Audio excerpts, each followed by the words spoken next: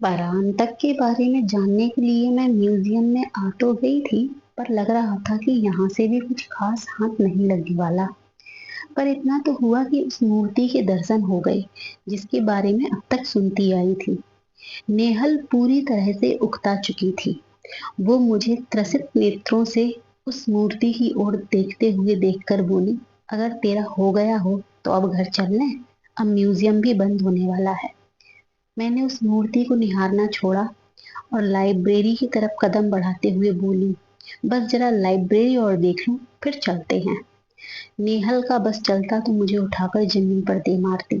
तू सच में पागल है। लोग तेरे बारे में सही कहते हैं कि तू कल्पना में जीने वाली साइको है। इतिहास कल्पना तो नहीं है, वो अतीत है, पर कल्पना नहीं।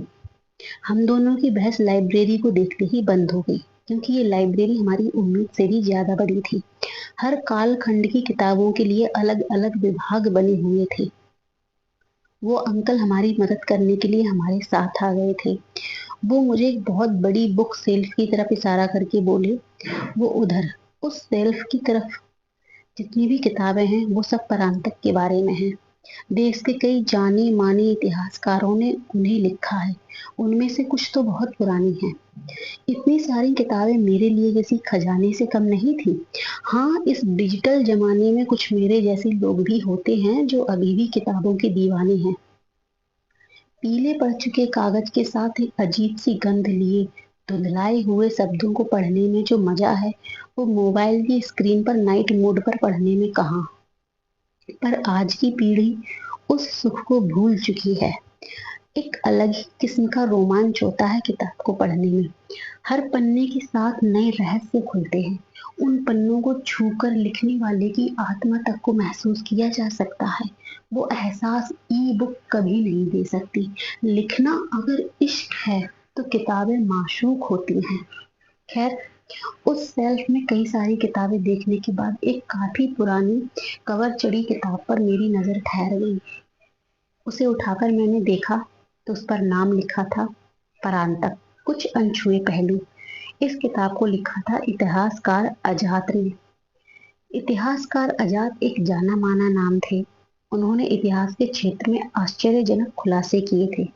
मैंने इस किताब का पन्ना पलटा तो उस पर सन लिखा था 1950, यानी कि यह किताब उन्होंने अपनी मृत्यु के ठीक एक साल पहले लिखी थी। मैं उस किताब को अभी आकर्षण भरी नजरों से देख ही रही थी कि नेहल की गुस्से में गरजती हुई आवाज सुनाई दी, तू अगर अब नहीं चली तो मैं अकेले ही जा रही हूँ। मैंने टाइम देखा तो 6:55 हो चुके थे। मैंने वो किताब उन अंकल को दिखाते हुए कहा, क्या मैं इसे पढ़ने के लिए ले जा सकती हूँ?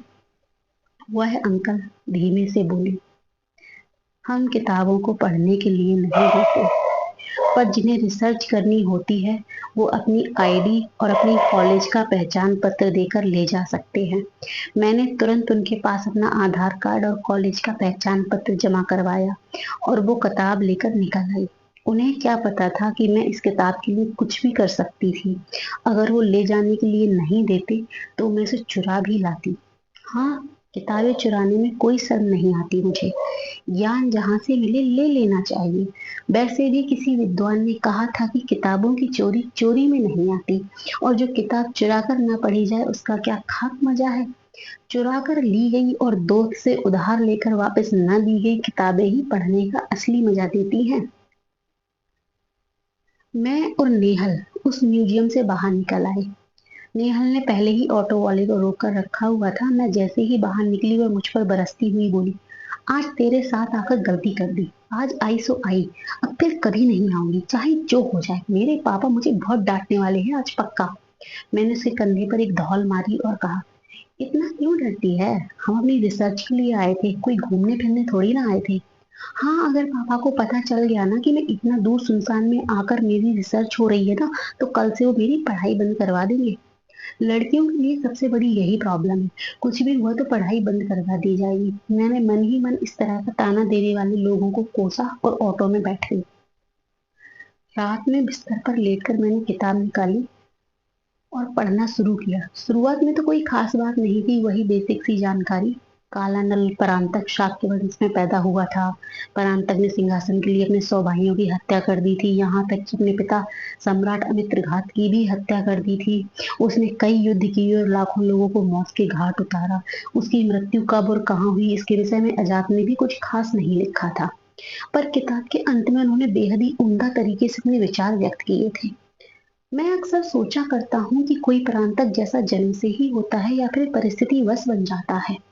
क्या हो कि अगर हमें मालूम हो कि परांतक शुरू से ही ऐसा नहीं था, वो एक भला मानुस भी हो सकता है, पर इतिहास उसके प्रारंभिक जीवन के विषय में मौन है। जो साहित्य समकालीन साहित्यकारों और इतिहासकारों द्वारा लिखा गया है, उसमें भी परांतक के अन्य भाइयों का उल्लेख है, परंतु परांतक के बारे में कोई उल्लेख नहीं किया गया है। हो सकता है कि वो सिंहासन का दावेदार ना रहा हो और फिर अचानक से उसने सबकी हत्या करके सिंहासन हड़प लिया हो। पर ऐसा निर्दयी, ऐसा क्रूर शासक अंत में एक स्त्री से परास्त कैसे हुआ? कुणुक के राज्य का परांतक ने समूल नाश कर दिया था। यदि कोई बचा था तो कुणिक राजकन्या मंदारमाला। मंदारमाला ने आखिर कैसे उस वक्त के सबसे शक्तिशाली शासक को परास्त किया होगा? परांतक ने काम्बोज के शिलालेख में एक जगह किसी कुणाली का उल्लेख किया है। ये कुणाली कौन थी? स्त्री थी या पुरुष? इस पर भी इतिहास पूर्णतया मौन है। मुझसे अगर पूछा जाए कि इतिहास का सबसे रहस्यमयी और प्रभावशाली चरित्र कौन है, तो मैं निश्चित तौर पर दो नाम लूंगा। एक तो अंगराज कर्ण और दूसरा शाक्य शासक परांतक।